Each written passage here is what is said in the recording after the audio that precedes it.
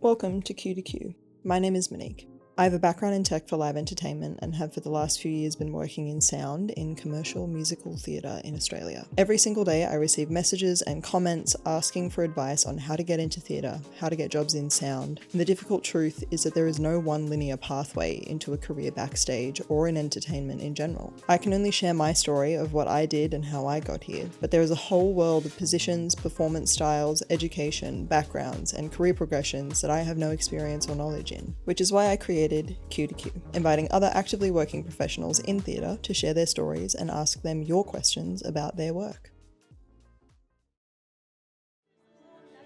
Members of the company, this is your Act 1 beginners call. Cast, can you please make your way to ready mic checks and stand by for the top of Act 1? Crew, can you please make your way to headsets and band to the band truck? Your Act 1 beginners call. Q2Q, go. And give me a little rundown of your career, include and exclude information that you feel is valid. My name is Tom, and I'm currently the head of special effects and deputy head of automation on Beetlejuice, the musical. Boo, boo, boo, boo, boo, boo. Cue smoke and pyro. Where did you start becoming interested in this industry? The sort of an easy out that I have is that I helped teacher in high school move a road case full of some sound gear and I never left. Started doing sound stuff in high school in Queensland year 8, which I guess is New South Wales kindy. No, I would have been 13 at the time. Yeah. And it seemed like a good excuse not to go to class. Sort of help move a box of sound gear, plug in a microphone, and it sort of developed from there. I found myself doing all sorts of things from there. Rather luckily, the school at the time did a big renovation of its drama theatre sort of thing that it had. It was quite lucky to have a reasonably good one. And I stuck around and helped the installer guys put all the stuff in. And so I learned a hell of a lot outside of sound at that point, lighting and video and all that, and all those sort of bits and pieces. And it just sort of grew from there. I was mixing shows outside of high school by that point, whether it was stuff in a pub or small little festivals and that sort of thing, and start picking up work for an AV company in town. We were doing corporate and rock and roll. Where the money is, corporate. Yeah, corporate in Bundaberg. And I sort of picked up a few things and started, it was on the side. I decided I wanted to leave where I was living at the time, and so I applied for a couple of courses at a university level in that sort of thing while I was waiting to hear back about some other career ideas I'd had at that time. And then I got into a university grade degree in Sydney, went down and did that. COVID happened, finished the degree, and have sort of was doing bump ins and bump outs whilst I was at uni to help pay for things like rent, food. One of my bump ins. Yeah. Oh, no way. Yeah. Or I think it was a bump out maybe. Was it bump out? School of one Rock of Bump them. Out, Yes, maybe? that Yeah. was it. What did you study? What was the course? I went to NIDA and I did the Bachelor of Fine Arts, Technical Theatre and Stage Management. That's the long title that gets thrown around to that one. So I did that. I was working casually on shows, doing load-ins, load-outs, and worked for a bunch of different companies in Sydney and touring around in musicals, and voila. Here we are. Here we are in a podcast studio. Here we Here are in a we are. podcast studio. Do you have any shows that were your favourites that you've worked on that you'd like to name drop for the people? Name drop for the people. I mean, we met doing Phantom. We met doing Phantom of the Opera. Yes, we did mhm. the Tina Turner musical. We all did. Yeah. We all did. We are. I have a very big soft spot for Belvoir Street Theatre's Fangirls, which is a fantastic show, and I enjoyed that immensely. And then I also have a big soft spot for another Belvoir show, which is Counting and Cracking, and that was really good in the way that it took me to Edinburgh to do Edinburgh Festival in Edinburgh. We did other bits of the UK, and then last year in September, I was able to take that show to New York. So I've been lucky enough to do some international stuff with a show like that. My story, gosh, I used to always go to the theatre with my grandma and my auntie, and my grandma loved classical theatre like Shakespeare, and we'd go see operas and ballets and Shakespeare and things like that, and plays, and I really enjoyed that, which is, I guess, probably a bit unusual, getting into more classical theatre. My younger brother as well loved musical theatre, and we would be in the local sort of amateur productions, of our local theatre, and occasionally I would help out there. But I didn't really think that theatre was a career that I wanted to do. I never thought of it in that way as technical production. I loved art. I loved painting. I loved making things. My dad had this big shed, like we'd always be making things and I'd always be painting or like I love being hands-on. Definitely a bush kid. Like grew up in the bush, just making things, getting dirty and getting in there. Finished school, very confused about what I wanted to do because everyone was like, oh, you're really good at art. Like maybe you should do like graphic design or, you know, like study art history or something. And I was like, maybe, I don't know. The idea of you sitting behind a computer all day, every day makes me sad for you. Yes. Yeah. Scrolling through Da Vinci paintings going, yep. Yeah, I was like, I can't do that. So I took a gap year. I worked at a bunch of places, a bunch of retail jobs, worked in a bottle shop, worked in a bakery, worked at Coles for a bit, went to the UK. It was my first time out of Perth. Had never left Perth in my life. And you went to another hemisphere. Just a Yeah. small jump. Yeah, just a little jump. Small jump. First time on a plane, everything. I saw some shows and met like a whole bunch of people who were working in events when I was overseas. Saw a bunch of shows, did some backstage tours. I'd always sort of been interested in how movies were made. You know, like when you used to get the DVDs with like the special features and they'd be like, behind the scenes, this is how we make props or this is how we build the set. And you're like, that's fucking sick. Like, that's cool. And I think just like going to London and like Edinburgh and seeing backstage and like the big workshops and them like building these sets and painting. And I was like, fuck, like this is a career. I didn't realize how big this was and like that it's a legitimate career path. I came back to Perth and I went to WAPA and I did the diploma course there.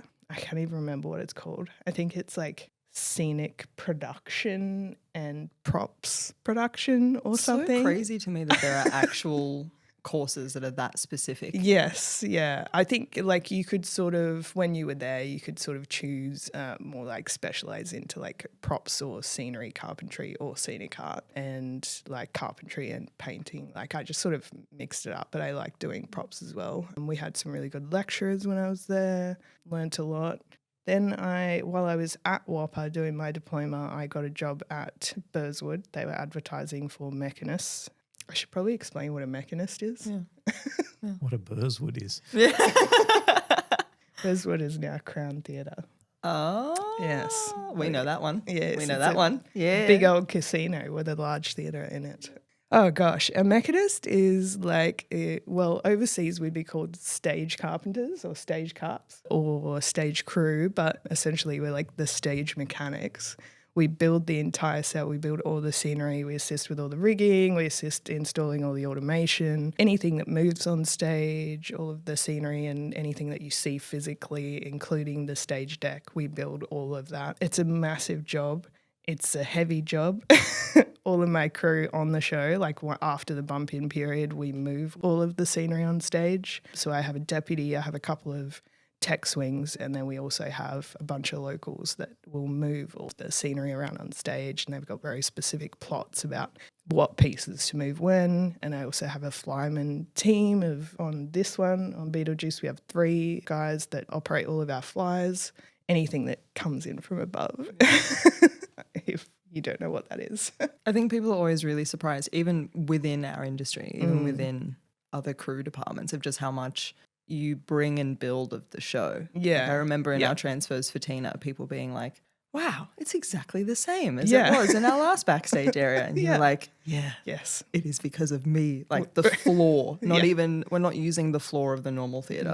No. That was, when I started, that was probably the thing that blew my mind the most, which makes sense. Yeah. Especially if you're in a show that has like a revolve or like things underneath the floor. I think it depends, like obviously in musicals it is. It depends, obviously some venues, like, and small theatres and small shows, it's just a bare stage with no flies. There's no fly system. It's pretty basic, but I was very fortunate. The very first show I ever worked on, Burswood at Crown Theatre, was wicked. Really small show. I walked straight into that bump in and my mind was fucking blown. I was just like, what the fuck have I walked into? This is absolutely mental. That was the first time I met Cam Flint. Shout out to Cam Flint, always forever. Yeah. I did my work experience at Opera Australia workshops. And initially I was like, oh yeah, I'm going to work in the workshop. Funny story. Very first day of my work experience, I knocked myself unconscious in the welding bay. I slipped over in some grease, knocked myself out. And then the next day they were like, oh, we're going to send you off with the mechs, with the props team. Yeah, Like, with you the can't be props team. trusted, yeah. I went off and did the summer season with the props team over at the Opera House as a local props person on the summer season with Jared and Stephen Adamson, which was really fun. It was great. And I was doing a bit of backstage work and I was like, maybe I prefer this to being in the workshop. I don't know. Yeah. But yeah, I sort of do everything. I'm happy to work in the workshop. I'm happy to be on stage. I'm happy to just do transfers, build shows. Like, I think it's healthy in this industry to have a variety of skills because work is obviously sort of up and down. So it's good to be able to do other things. Surely you've injured yourself at work. No. You more than any of us have had a right to be injured on the job. So that makes me really embarrassed for the injuries I've had. Well, look, I've never been sent in the back of an ambulance off of the work site or been sent to the ER. What's a workplace injury amongst friends? You're both heads of departments within your department currently. But that looks very different for the two of you because of your department. So what does being a head of department look like and mean within your specific departments? You're also a deputy as well. I'm a head of department purely because there's no one else in my department. I have meetings with myself. I lock myself in a small room and start talking to myself. Healthy. No. You're very self-reliant on what you need to do in terms of what has to be done on the show. There's not compared to Baino and the Mechs where you've got 8 people, 9 people to look after and so many bits and pieces. Mine is very much the minutiae of the show. It's fire and it's fog, and pyro and those sorts of things. So it's a lot more self-contained. I spend a lot of time talking to external suppliers about deliveries, and I spend a lot of time talking to people that like WorkSafe, venues in regards to regulation, what they want done, because even though the pyro element of the show is still very small, the law is like, this is an explosive. A lot of permits and boxes that need ticking and I's that need dotting and all those sort of things. But day to day, I still have a plot. I run around and with the smoke machine and set off pyro and do those sort of things. So I guess, I'm quite different to Baino in what my head of department responsibilities look like. But I guess, they've still decided to whack the crown on and said, you're a head of department, congratulations. So I have on this show, on Beetlejuice, we have 6 mechs on the deck during the show. We have 3 flymen upstairs. I have 2 swings as well who cover props, mechs, flyers, automation and SFX. As well as that, like most of the scene changes, even though like props is its own department, I'm sort of overseeing the stage in that every change and every scene change is complete and everything's set up stage before the curtain goes out. So even though props isn't my own department and the ASMs aren't my own department, they're still setting things on stage. I still have to sort of oversee that everything's done before I can give the stage manager the call that we're set and we're ready to go. Everything's done upstage. So there's a lot of, in my role backstage, there's a lot of just supervising, spotting automation, spotting flyers, watching everyone and what they're doing on stage and making sure that everyone's safe and that everything's complete and that the show is always the same standard and the same quality. I guess for people who aren't in theatre, it's a bit like a site foreman on a work site. You're not in charge of the plumbers, you're not in charge of the electricians and the tilers, but you're still overseeing what's going on so that when someone asks a question, you can answer and say, look, this is what's happening. Yeah. And so there might be certain things that like aren't specifically my department, but I still have to oversee that they happen. Yeah, it's interesting because I think a lot of people's perspective is that stage management, also because of the title of the department, very much have an overlook kind of in the way that you actually do of the stage and the departments and how everyone is moving. Yeah. And while somebody does call the show, it's very much spoken about backstage that like if someone's to do something stupid backstage or drop something or kick something, it's like, Baino's going to kill me.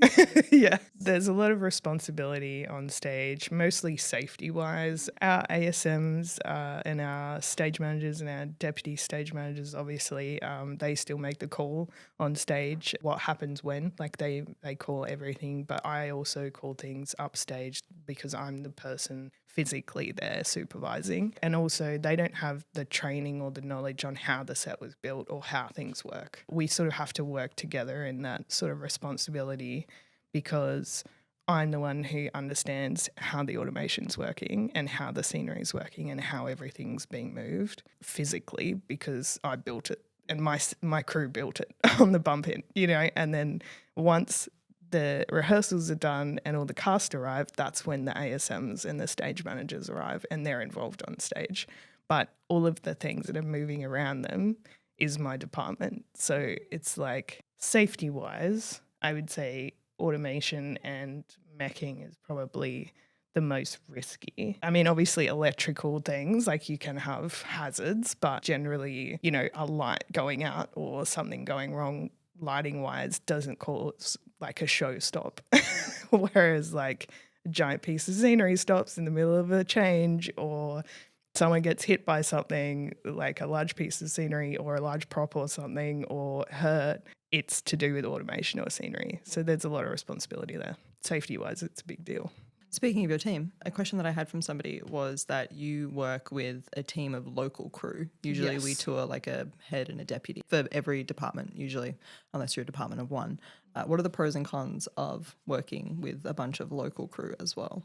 Gosh, I mean, this show's really, really big comparatively to most shows these days. I feel like theatre has gone in a way that when I first started, less things were automated. A lot more things were hands-on, so it was quite common to have anywhere from 8 to 12 mechs on stage during a show. Like the first Phantom that came through Australia had 12 mechs. Which if you consider the space of wings, the wing space backstage is not very big. large. I Yeah. think on Phantom when we were in the Opera House, it was maybe from me to the wall back here, and that was it. And that had set flown above us to fit 12 people. Yeah. Well, the Phantom, I think, originally in Sydney was done in the Theatre Royal. Yeah. And that's why they cut the fly rail out, lifted it up a couple of metres so they could gain that fit much it. more space to fit it in. Yeah. Like they're talking getting the tape measure out and let's cut that bit out just to make it fit. Yeah. But there would literally be like 10 mechs across the back of the proscenium that would pull the drape, the dust cloth off the front of the pro in this one moment, like 10 people just being like whoosh, like pulling this huge drape off the front of the proscenium. And then you had maybe 8 flymen on a show just constantly flying things in and out. Whereas now we have automation. So it's one person pressing a button and a couple of people spotting. And that just automatically goes in and out. But you don't need 8 flymen anymore. The most I've been on a fly floor with was 5 for a particular scene change in American in Paris. Definitely numbers have reduced, but Beetlejuice, I would say, is one of the bigger ones going around at the moment as far as like floor crew, because there's less automation and more hands-on sort of large props and furniture and scenery. It's actually really pushed around. Yeah, I think what's it like working with locals is it's good because they bring a local knowledge of the theatre and what you can and can't do. There's a lot of quirks to different places. I know you guys would know from sound and lighting, you're trying to run a cable somewhere and there's a wall in the way, but someone locally will know, oh, well, there's actually this hole in the wall that old Davo punched through about 10 years ago. It's a great place to run the multi-core. And you find that with local crew from everything of, oh, where's the best place to store this? Where do we put the ladders? Yeah. To where's the best coffee nearby? And we all started as local crew, so it's important for us to train the local crew and the new people in the industry, because one day they will be us and we need to train them, and that's really important as well. On a long tour, when we've done like 3 or 4 cities with the show, having new crew touch the show and seeing their excitement for what they're learning on it reminds us that maybe we've done 600 shows, so it's kind of boring to us now, that what we're doing is actually really fucking cool and that the show is actually great. Like they bring a new energy to the team for those of us who've had 4 days off between bump in and bump out and gone to New York during that time and need maybe a bit of pep in our step from other people. I think too, though, a lot of people sort of left the industry during COVID, and having like some like younger energy as well is a good thing too. But I also do love seeing the regulars when we travel around Australia. We go back to certain cities and certain venues, and you'll see people that you haven't seen in like a few years, and you're like, oh my God, like it's been so long, and you get to see those people again. You're like, remember this show? Remember that crazy thing that happened? That's always fun. This is actually a question from me because I know what it's like for my department, but I have no idea what it's like for you guys. And when you begin a new show, are you left to figure it out yourself, or are you given instruction and information about how your department works?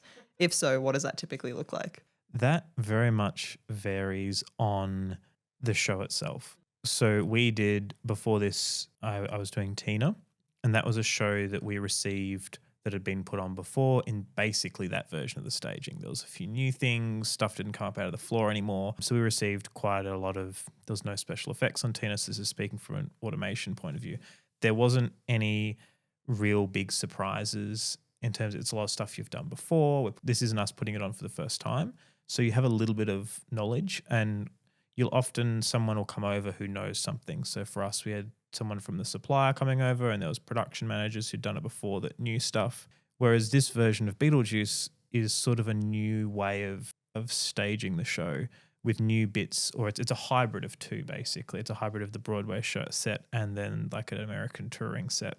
So there's a lot to learn very quickly, and things that sort of naturally come out of the process of, oh, actually we can't do that thing, or we can do this thing, why don't we make it this? Automation wise, well before we ever see the show, there's a company who's building the automation and doing that sort of thing. So they have info and a little bit of spec on what we should expect. From a special effects point of view, it was very vague in terms of the information that we got, and we were finding things out as we loaded it in. I had an American associate come over who was very, very helpful and sort of went, oh, this is this thing, change this, do this. Like, oh, great. This would have been phenomenal to know a month ago. But hey ho, let's move on with it. And I guess, starting a show, find things out, like even after finishing tech. After you tech the show and you start running dresses, things settle and move. And even on shows that have been touring around for a long time and you come into it, there's stuff that's always settling. I've never been on a show where there's a definitive, this is how it's done and this is exactly how we do it. It's always different. Outside of shows where I've been local and it's been touring for a bit and they bring it in. And really even then it does sort of change because things change in different venues with wing space and what you can and can't do.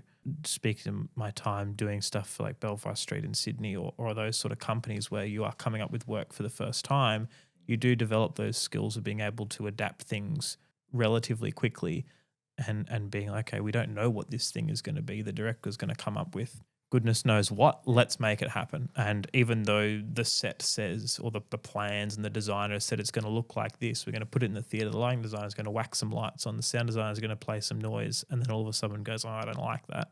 We're going to have to change it. You've got to be flexible, but I think nothing's ever set in stone, I guess. Gosh, I've done a lot of different theatre as far as like not just musicals. Working for opera is very different as well. When we start like a new musical, obviously, like Tom said, there's like a lot of information coming in for a new show from creators. Like we have all the creators are involved in how the show needs to look, and myself as a head mech and the other HODs on stage have to figure out how we're going to make a change happen and get into a scene as quickly as possible. It's always a race against the clock.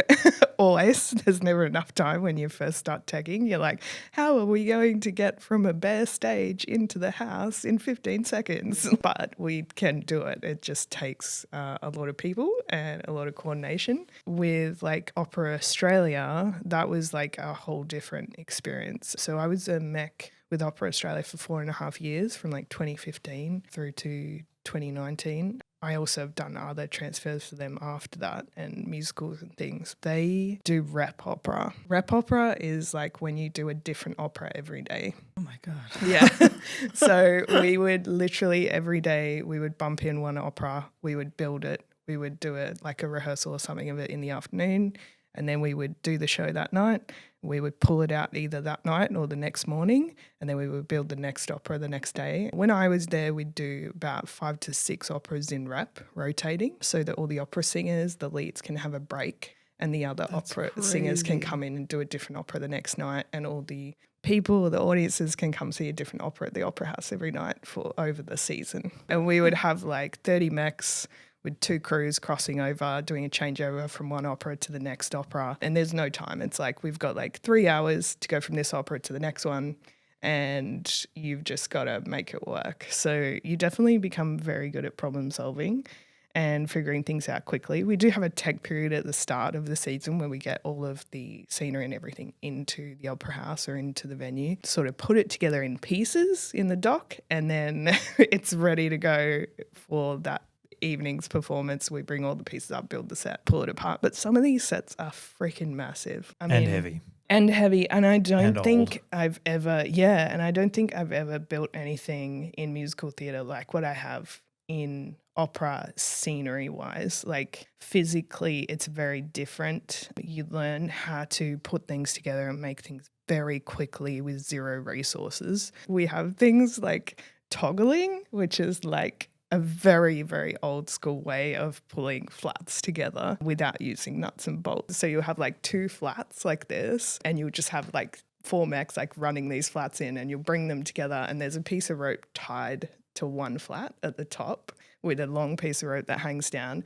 And on the other flat, there's like a hook at the top. There's little lashing points either side, and you just pull the flats together. You flick the rope from the bottom. So you have to be very good at this. You flick the rope from the bottom over the hook. You lash it, and then you pull it tight, and it just pulls the flats together like this. Like tying your shoes almost. Tighten it at the bottom, tie it off, and it's ready to go. And those flats you can pull them together in like a few minutes. You can just be like bang, bang, bang, bang, bang. We've built a wall. And not a single rattle gun was required. Yeah, but so satisfying. Like just seeing it come together so quickly, and to go from like a bare stage to like a full cathedral or something like Tosca in like 20 minutes is just incredible. It's so many people and there's so much madness going on, but everyone knows what their specific job is, and everyone is like, nah, I run this flat over to there, and I toggle this, and I go do this, and I push this, this It's piece just like of a scenery really over to long there. scene change. It's like a thing that people are really interested and keen in, especially in opera, like scene and set changes. Like there are, I think last year Opera Australia did a show where they let people watch the scene Yes. change. They just left the stage open to watch because people are so interested in how it comes together. Yeah. That is changing though. There's a lot, like Opera Australia has changed the way that and a lot of opera companies are trying to save, because labour is the expense there. When you've got 30 people coming in, they want to save some money. And the designs are changing. Like people want budgets, and designs are changing, so that style of massive big sets is very quickly disappearing to, like Opera Australia use their flying LED screens and bits and pieces. So it's a little bit of a dying art, unfortunately. Yeah. But I learned a lot there, and it made me really good at problem solving. Like during a show, if it's like something's gone wrong, it's like, I can fix this. Give me a bit of rope and some hooks and we're good. Yeah, we're good. More of like a day-to-day type question. Run me through your typical pre and post show, and what does weekly maintenance look like for your department? Pre-show, for me, I will set the pyro first, run around, set the pyro, these little like disky things that sit up in the set. I'll set those and then start loading all of the effects for the show. So confettis and streamers and smoke machines and that sort of thing. It usually takes me about 45 minutes to do that. The aim of the game is to have it all done before the cast come on stage for warm up. And if I can leave myself 15 minutes of wiggle room at the end, that's great, because it means inevitably something's not going to work. It needs to be fixed, whether it's a smoke machine or one of the other handheld effects or something like that. So you run around, do that. Do you have the ability to test everything as you go? Like I imagine confetti, for example, you can't really like fire off a test confetti. I test the mechanism, so I can test sequences we can do to make sure you hear the solenoids click and that sort of thing, so you know that, and the mechanism behind it all is working. So everything is checked. I'd rather he didn't test. Then my team have to clean it up.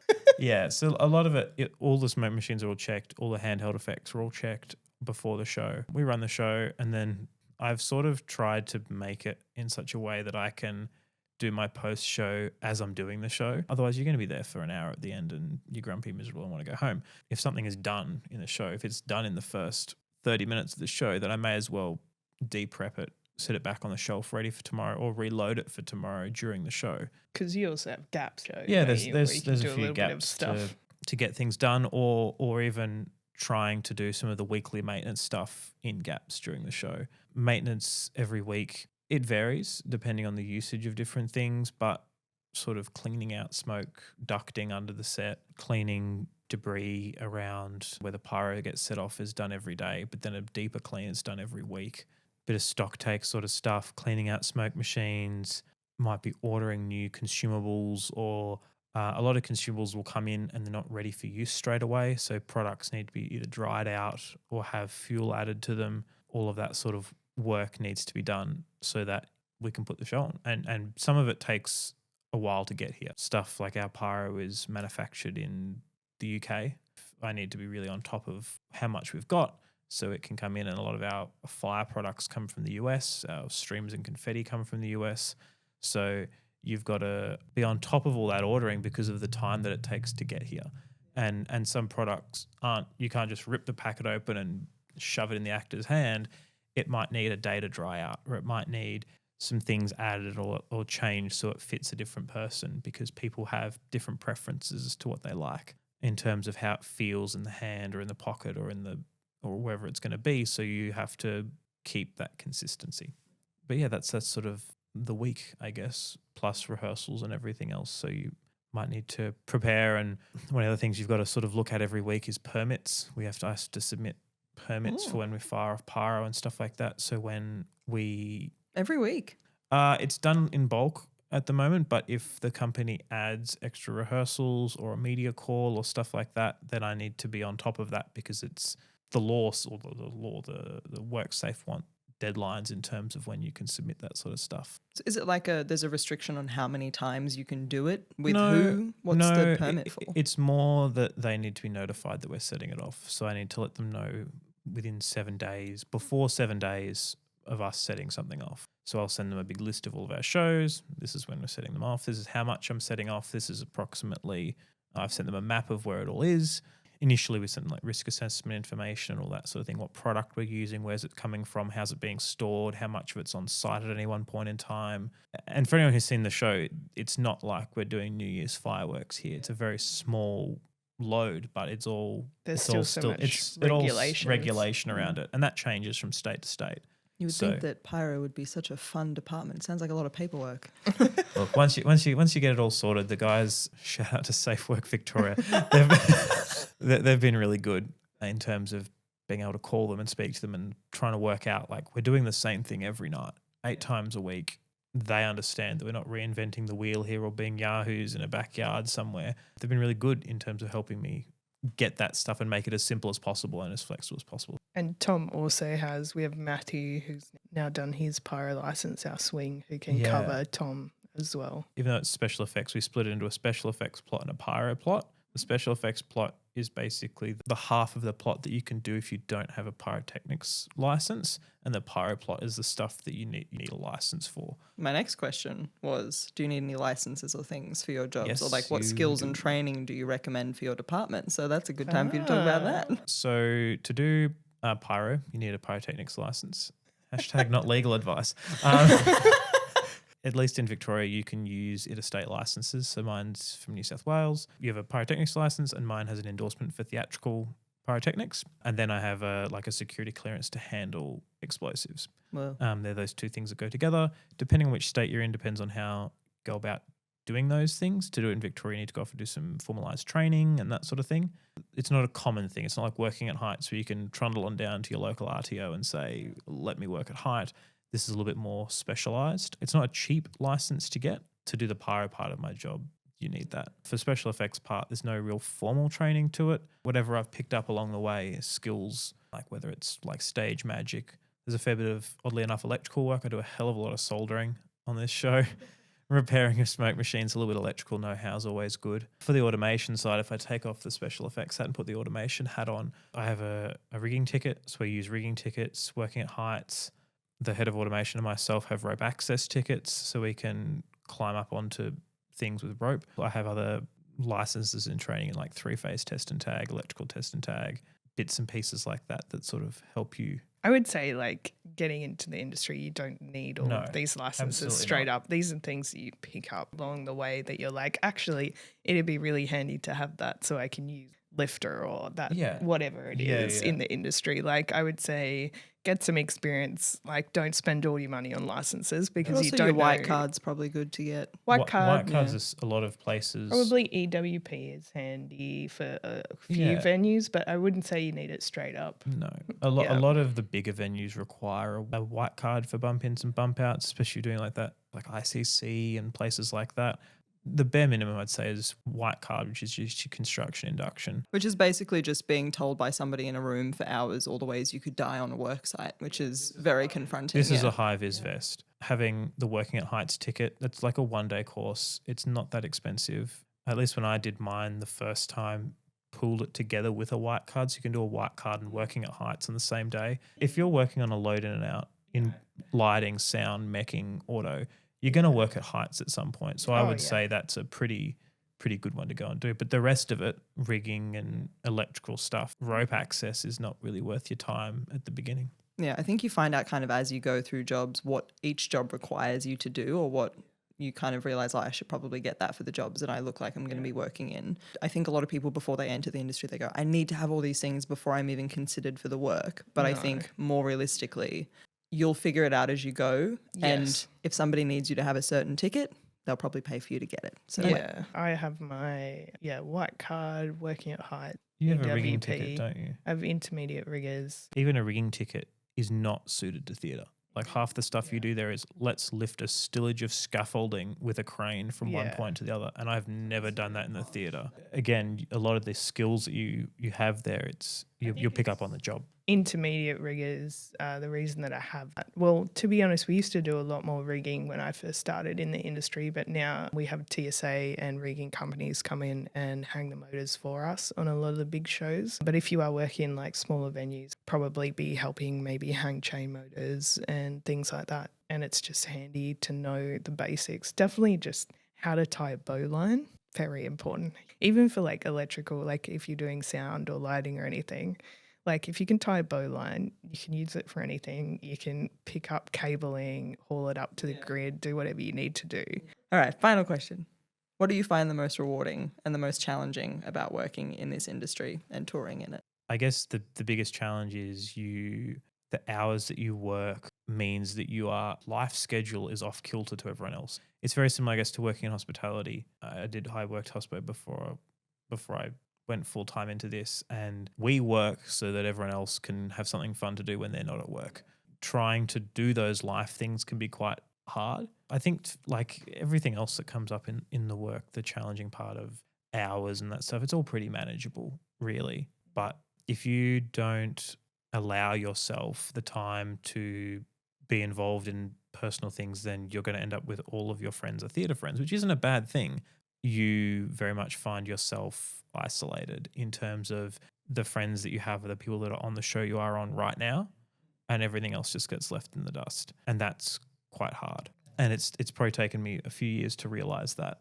And I'm slowly trying to like reconnect with friends that I had a while ago that I haven't seen just because I move around constantly, or every time they're at work when I'm at home, and vice versa. I love traveling and I love working in this industry, but definitely like you do sacrifice some lifestyle, social life, definitely outside of theatre. We do so many hours and we work weekends. So to see people outside of the industry is difficult. But I personally find like just for me, because I am used to doing things like opera where I was just like always busy and always, like bumping in, bumping out every day. To go from that to like musicals for me was like a bit of a shift of pace. Beetlejuice at the moment, we're sat down in a theatre for 6 months. So you build the show, then you're still doing the show every day, but the show is meant to be the same every day. So it can feel a bit monotonous personally for me. That's That's for everybody.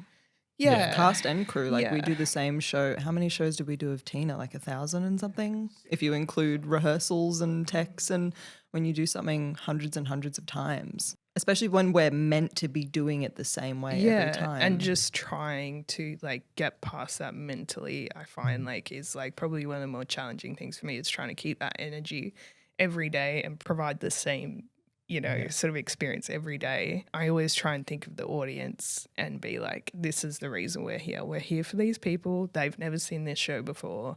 Let's make it the best that it can For us, be. it's 500. For them, it's the first time they've ever Exactly. seen it. And for some of them, the first time they've ever seen theatre ever. Yeah. And isn't that special? I mean, that we can bring that joy and escapism to people from their everyday lives. Like, you've just got to think about who it's for. It's not just about us. It's why we're doing it is for the audience. So yeah, that's the way I try and think about it. Is that your most rewarding? Probably. I don't know. To be honest, I love the people in this industry. I don't think there's anywhere that I've worked, and I've done, a bit of film and TV, and I've done retail work, and I've done like sort of all sorts of odd jobs. I've worked as a tour guide. I've done lots of different things in my life, but there's nowhere like theatre. There's nowhere where you just come across such different artistic personalities.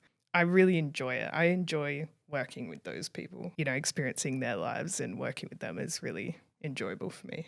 I don't think there's one big thing that I'm like, this is the reward, the pot of gold at the end of a rainbow, but it's all those little things. It's when something works, to see a trick work, or to see the applause happen, or everything fits in that road case somehow, and the truck pack is perfect, and the feeling of emptying the theatre at the end of the loadout and you go, great, we just got rid of that in 2 days. Or there's all these little rewarding moments. Seeing an empty stage after you've spent months, like you might have spent like 6 weeks, like what we did on Beetlejuice, building the show, getting it up and running, and then you've spent like 5 months doing the show, to then see it like disappear in 2 days and have a completely bare stage is so impressive. To look at all of the little moments like that, though, sounds really nice. I think I need to do that a little bit more. The reason why theatre is so exciting is because it's live every night. If you wanted to watch the same thing every show, watch it on repeat on Netflix. But we do it live every night,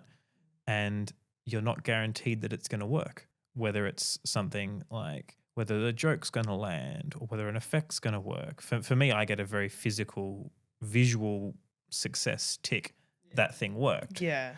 Something caught on fire, something went bang, there's confetti everywhere, there's streamers everywhere. That's that little success, because sometimes it doesn't work. And you have that little moment of cross the fingers, cross the toes, cross everything else. Is it going to catch fire tonight? It does. Yeah. Hooray. That's exciting to me. To see like a scene change happen and just like get it within the amount of time and just completely to go from like one scene into another scene, and to hear like the audience gasp when the curtain goes out the first time. Like you can hear them, if you're downstage, you can hear the audience go, wow, like when they see the set for the first time, and you're like, yes. It's also satisfying because that's a shared success, like amongst people. Like when you have something pyrotechnically that goes off with a performer, you both share that moment of, oh, fuck, I hope this works. And then it works. When we pull off like a big scene change or a big moment in the show, it's a whole bunch of people who are going, shit. Oh, no, we're good. We did it. Yeah, we did it. And the controlled chaos that when you sit at the front, you don't see. We haven't. I haven't experienced it really on this show, but definitely during Phantom and a few times on Tina, where it's chaos is breaking loose, and you're running from one thing to another to do something something's broken, someone's not here, we've combined this, we've changed that, decision was made on the fly, and it works. It's like the Indiana Jones sliding under the wall. Shit, I forgot my hat, grab that.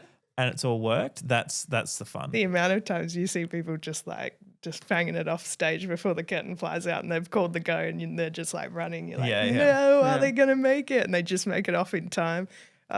Which is satisfying to see people do that. The last person you want to see run in a theatre is your head mechanist. Yeah. Yeah. Working backstage, it is very much a part of our job to stay out of the light, and I'm so incredibly grateful to those who are willing to jump in front of the camera and behind the mic to share with us. I hope that you are as inspired by their experiences and their knowledge as I am. Q2Q episodes can be found on Spotify and on YouTube, and exclusive Q2Q content can be found on my Patreon. Spotify, YouTube, and Patreon are not only the best places to find more Q2Q content, but also to ask your questions to future guests on the podcast.